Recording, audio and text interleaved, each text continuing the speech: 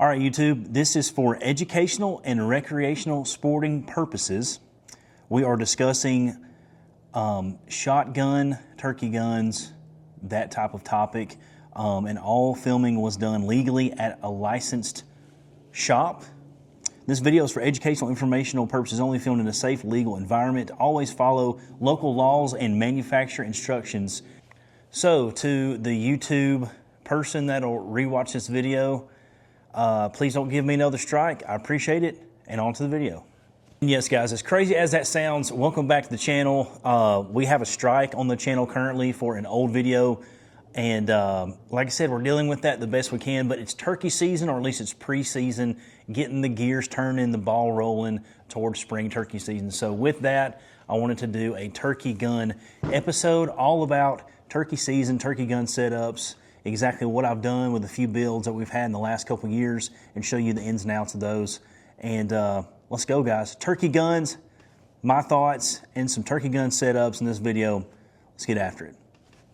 All right, guys, so first on the list, a really cool build that we did a couple years ago with the mindset before we went and purchased this shotgun is to just show you guys out there, you don't have to have a budget of $2,000, $3,000 to build a turkey gun setup. You can do it with something you may already have in your arsenal. Maybe it's laying in your dad's closet, granddad's closet. Maybe it's a hand-me-down shotgun. No matter really what gauge it is, of course, there are a few preferable gauges for, like sub-gauge stuff or whatever. But if you've got an old 12 gauge and it takes chokes, you can save a ton of money and go to your local pawn shop just like we did. So this, without further ado, this is the pawn shop turkey gun right here. And I apologize for the camera view. I hope you can get the whole thing in the camera.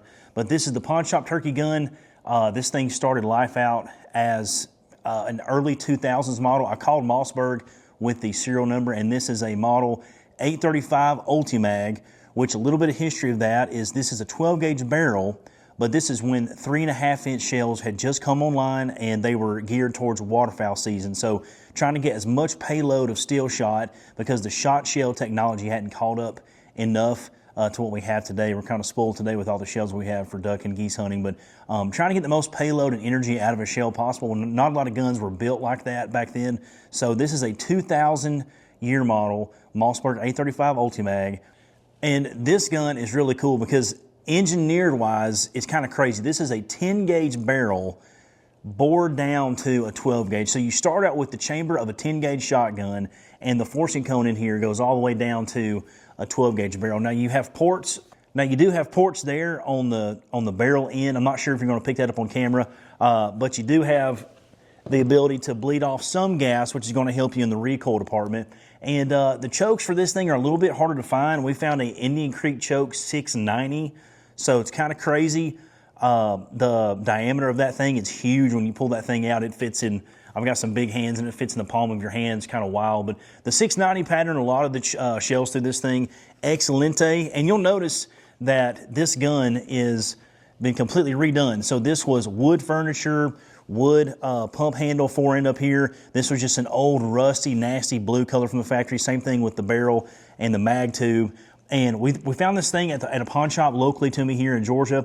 And this thing was like $150 out the door. Kind of crazy. Now, I know what you're going to say. Obviously, you don't want to be lugging a full-size 12-gauge, 28-inch barrel goose gun through the turkey woods. But I did want to show you that in a pinch, you can get it done with what you have. So if you've got a couple $100, forget the optic. Obviously the optic, forget that. If your gun is going to shoot true to bead, obviously pattern your gun. We'll get into that later. But you can just use open sights. Winchester Super X right now, a full lead load is at Academy for $11.99, $12.99, something like that, for 10 shells, number 5 lead, and a 3-inch load. And this gun lights out at 40 yards. Now, I'm not talking shooting 60, 70, 80 yards at a live turkey. I don't believe in that anyway. But if you're going to ethically take a shot with what you've got in arsenal already, or maybe at a pawn shop near you with a little bit of elbow grease, you can really do a lot of damage in the turkey woods, getting them in tight. Now, cool thing about this gun, I do like the high tang safety, so when you're on the gun, you can immediately, click that on without having to reach down here and make a whole lot of hand movement. I can move this without having to keep my hand off the gun. Now, obviously, we did top this with a C&H Precision comp. This is their comp optic, has a round window, has a ton of brightness settings. These things have 50,000 hours of battery life. That's 5 years on one battery. Now, you should probably change it after a couple springs. I do anyway. It's a 2032 battery. They're cheap. You can find them at Buc-ee's for $2 for a 2-pack Energizer Lithium. So there's no excuse not to have a few extra in your turkey vest. And you're obviously thinking, yeah, this thing looks crazy. You can't buy this from the factory. You're right. I took a lot of sanding blocks and I got all this down to bare metal, got all this down as much as I could. Just hand power, no tools, no power tools, whatever. And we did a spray paint job. People don't believe me when they see this on social media. This is a rattle can Rust-Oleum paint job. I went to Camo Stencils or mystencils.com, whatever. You can find the Google Bottomland stencil kit. Your base coat is black, then you go to the brown, and then the last color is this like flat dark earth. 3 cans of that at Ace Hardware. You're talking $6-7 a can. Now the trick to the end of it was, you see how some places are lighter than others? This tan and the other colors are really bright when you get done. So let it cure for a couple days. Come back and mist it over with a little bit of black. And I'm talking like from a distance, barely mist the black on there, really dulls it down. And then the secret to this paint job and the way it's lasted so good over the last 2 springs, the matte clear coat from Rust-Oleum is the sauce to all this. So you take that matte clear coat and you spray paint all your parts. I did maybe two decent coats on that. And again, it's winter right now. Wait till it's warmer, or do it in a shop or something where you can heat it up. Do it right. But the matte clear coat finish, it's like a factory gun. It literally is like this came from Mossberg like this, even though back then they couldn't even dream about making a Bottomland gun in OG. I left the trigger gold, just a cool little touch there to what the gun was. I did have to replace the shell latch here. It would not hold shells in the magazine tube. That's like an $8 part. A little bit of rust still left on the trigger there. So overall, just a cool example of how you can take a pawn shop turkey gun, a $150 gun, and with a little bit of TLC, make it a turkey killing machine. Now, we did change out the factory recoil pad to this limb saver because, yeah, this gun kicks pretty good in a 12 gauge turkey load, if you can imagine. So got a good butt pad. And this sling is just this is a Frank Proctor Way of the Gunsling, meant for an AR where you don't have sling swivels or quick disconnects. This is just a piece of paracord that loops over itself. And as you can see, this thing's not drilled and doesn't have a place for sling swivels. I could have probably done that, but just trying to keep it the way I found it. And this gun hunts good. It hunts big. Obviously, it's a 28-inch goose gun that you're dragging through the turkey woods. But for nostalgia reasons, it did everything I needed it to do, and has taken plenty of birds on the channel, as you guys have seen. But that's the pawn shop turkey gun, and that is one of the coolest setups in the arsenal, in my opinion. Man, if I could talk today, it would really help making the video. So now that we have covered the world's largest turkey gun, that piece of artillery, the 12 gauge, the A35 Mossberg that you guys saw, the pawn shop turkey gun, now we're going to cover what I call the world's smallest turkey gun. So this is another offering from Mossberg. And unfortunately, the only place I could find this was at my local academy. I hate spending money there. I'd rather spend money at a mom and pop store. But unfortunately, this is the only place in my town that had it at the time that I needed it. But this started life as a Mossberg 510 Mini Bantam. And believe it or not, the stock was actually shorter than this right here. This is an ATI black matte stock for the Mossberg 500 series. So if you have this gun at home and you'd like to make it a little bit more tolerable for a full-size frame man to shoot, especially a 20 gauge turkey load going at Mock Jesus, get this stock. It'll change your life, promise you. But I hunted it several seasons with the Bantam stock. Now the Bantam stock, it's mostly made for a super small youth gun. It's really not geared towards a turkey gun at all, even though it does take the AccuChoke system.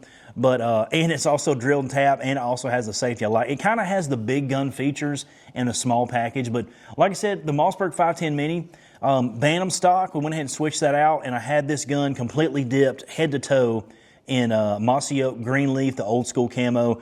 Shout out to my boy Jerry and Edward Etheridge in Cadiz, Kentucky. They always have done me right. They've dipped probably 7-10 guns now for me, and they are mossy oak licensed and Realtree licensed. So if you need something done, check them out. But the 510 Mini has an 18.5-inch barrel. And actually, you're thinking, how in the world does that sling a good pattern? This thing with Rocky Ridge ammo, Foxtrot ammo, Federal TSS, whatever I put through it with the right choke, it slings a hell of a pattern. Out to, let's say 50 is good, but obviously we're patterning at 40 like most people should. But this gun right here, Like I said, tip to butt, this is the ATI replacement stock for the Mossberg 500 series. Highly recommend that. I do like the pistol grip edition, so if I'm on a tree or whatever, I can do something, immediately come back to this.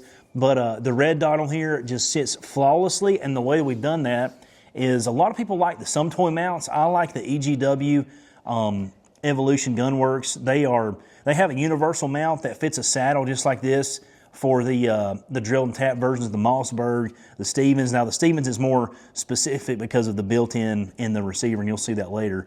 But this is a Burris Fastfire 4, and yeah, I have no complaints on the Burris red dots. I love C&H, but I love Burris as well. 3 different reticles, up to I think a 3 or 5 MOA dot, and it has its own thermostat in the front. So if it's super bright outside, it'll brighten the dot. If you're like in a real shady position behind a tree or whatever turkey hunting, it'll dim that down for you as well. Multi-coated front lens. It's got a rounded top to it. Just a really, really nice, steady looking red dot, and it's taken dozens of birds, especially out in Kansas. But again, the top tang safety, I love that. This gun comes drilled and tapped. 3-inch Magnum on the 20 gauge is very important if you're going to be shooting TSS turkey loads. Again, just a fun gun to shoot. Yes, it takes a sling. I have a sling swivel, and I have a sling swivel up here. So out of the box, like I mentioned, this gun has a ton of big gun features in a tiny, tiny package.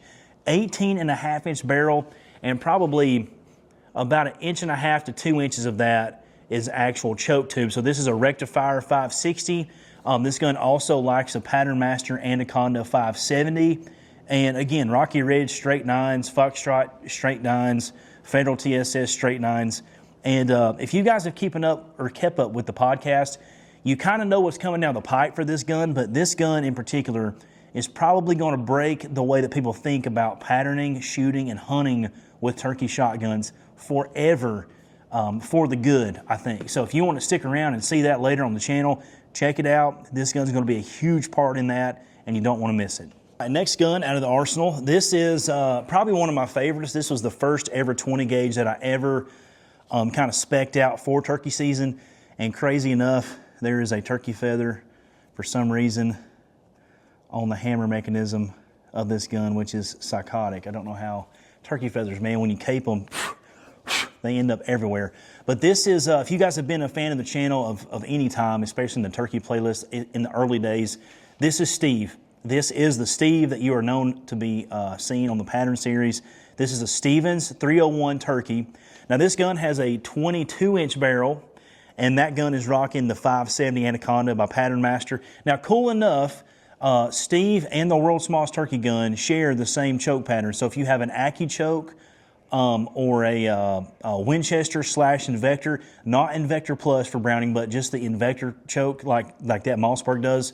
Mossberg choke, AccuChoke, and this choke are interchangeable. So if you're thinking about getting yourself a 20 gauge Mossberg 500 series, 510, whatever, if it's a 20 gauge Mossberg, it'll interchange with your 301 Stevens. Not a lot of people know that, but very true. These guns swap chokes all the time. Again, going over from the back to the tip, had this thing completely dipped again by Etheridge. Greenleaf on the the barrel and the fore end. I did not send in my receiver just because I know I'm getting gun oil and stuff on it, so wasn't a big deal to me. If a turkey's close enough to see that this is blue and this is camo, you're doing it right, but again, you need to be shooting the turkey if you can. This is the C&H Precision Hunter Max. So completely designed for turkey hunting, wing shooting, has a giant window. As you can see, it sits a lot higher on the gun. Now this is an EGW base, but this is mostly geared towards the Stevens because you can see that it mounts on the barrel directly, and the barrel has a hump that comes up. So there is a specific indentation for the micro red dot mount. And that's something I like to tell a lot of guys when you're getting into optics, whether that's a carry gun, a turkey gun, defensive shotgun, rifle, whatever, make sure when you buy the red dot that you want that it fits the footprint. The footprint is going to be how this attaches to the base. So RMR, RMSC, there's probably 4 or 5 mainstream footprints, but make sure that you don't buy the wrong base and the red dot and they won't fit together when you go to mount it. And trust me, I've been there, done that. I have not modified the hammer to be an extension in any way. I don't like stuff getting hung up. Again, this red dot sits a little bit taller anyway, so less junk back here as possible. Have not done any trigger work to it. It's completely bone stock recoil pad, bone stock barrel. Have done nothing to it except run a bore snake through it. Now, I did find a guy on Facebook, and I wish I could figure out his contact info. He's not really mainstream, but he's in the turkey groups. There is a 3D printed solution for how this fore-end comes off. And if you know that the one that comes from Stevens is a little bit weak, a little bit thin, he shored this up with a 3D printed insert for your Stevens fore-end. So go search up the 301 Stevens 3D printed parts on one of those Facebook groups. I think it's Turkey Nation. You'll find him. It's a huge upgrade. I highly recommend that. And again, Anaconda 570 gas over constriction. Go look at videos on that on the Blue Collar Outdoors if you haven't seen it already. But this gun's seen a lot of time. It's super lightweight. It's super simple. There's not a lot of mechanisms in here to hang up or jam. It's a single shot, guys. It's super safe if you're a young guy going into the turkey woods, or if you're a seasoned turkey hunter trying to teach youth or young kids or whatever, get into the woods. This is super nice. It has an external safety. But ultimately, if there's a shell in here and the hammer's cocked back, I kind of use that as my safety always anyway. But it's cool that it has an external one to teach younger shooters. But yeah, I highly recommend the Stevens 301. What a great compact, freaking pattern slinging mother clucker shotgun, dude. This thing is bad to the freaking bone, and I highly recommend you pick one up. This is the newest addition to the 20 gauge arsenal. This is a Stevens M3020. Now this gun, I bought this to be kind of a do-all-purpose gun, mostly wing shooting, waterfowl, ducks, geese, and I say that in quotations because most I'm taking 12 gauge, but in certain situations, 20 gauge is cool. But I had this thing Cerakoted by Etheridge up in Cadiz, Kentucky, and it's like a distressed olive green. I didn't go for a camo pattern this time. I wanted something a little bit different, and this one fit the bill really good. This has I believe this has a 28-inch barrel, if I'm not mistaken. It takes Beretta Benelli mobile chokes for the 20-gauge system, so not interchangeable with those two guns, unfortunately. You'll notice something new on here. This is the Meadow Creek mounts. Shout out to Greg. Greg, I hope you're watching. This is the hoodie you sent, and you sent this mount too. Shout out to you, buddy. This is the first time I've never even shot this gun with this on here. I duck hunted with this last year, killed some wood ducks in Gadwall here locally. It was great, but I wanted this to be a do-all kind of purpose gun. Now, if you mount this out far enough, I believe with practice of shooting clays, you can wing shoot this as well. But we're going to try this out in the turkey woods also. This is a CNH Precision. I believe this is the enclosed EDC, which is cool because enclosed optics are not so susceptible to the rain and the dust and crap while you're hunting, briars, you know, hitting this and mess it up. So the actual piece that is shooting that projection of the reticle in here is that system's fully enclosed. So no fog, nothing like that. Wipe the rain off, wipe the mud off, you're good to go. Again, 50,000 hour battery life, it's crazy. The Meadow Creek mounts, it gets it away from the receiver and shoves it up here on a rib. I didn't go all the way out. I kind of hit a sweet spot here, and you'll see with me actually shouldering it, I can throw it up and immediately see that red dot. It's super nice, it's super clear. I can move my safety here if I need to.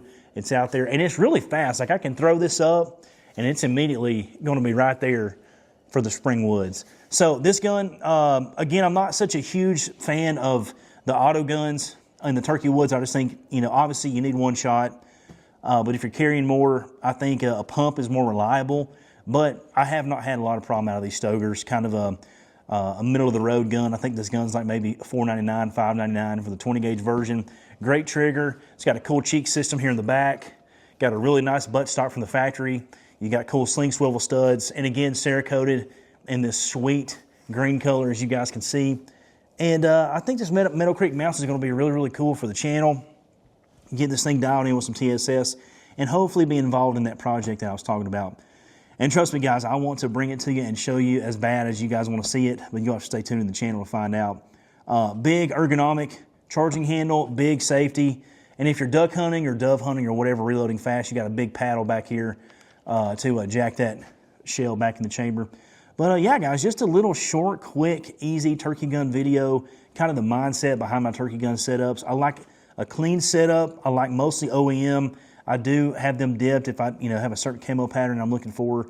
And obviously, I love optics. All four of these guns have optics, so you can kind of get my mentality there. And again, I love the conversation with guys that shoot a shotgun with an open bead. That's completely fine.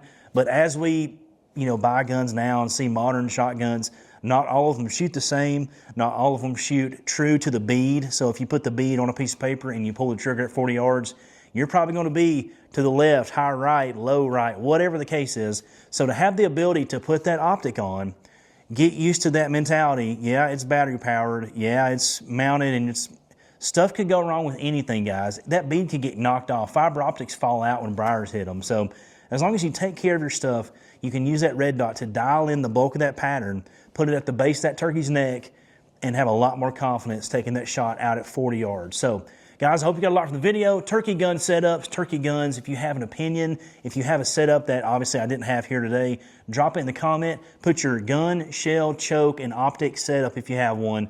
And let us know what you're rocking this spring turkey season. Hope to see you guys at NWTF. Got a lot of stuff coming down the pipe. Part-Time Hunter Podcast, we've got a full gamut of turkey episodes rolling out. Going to get with the Spring Legion guys here, actually tonight, shoot that episode. So guys, as always, that's all I got for you. Thanks for tuning in to the channel, and we'll catch you on the next one.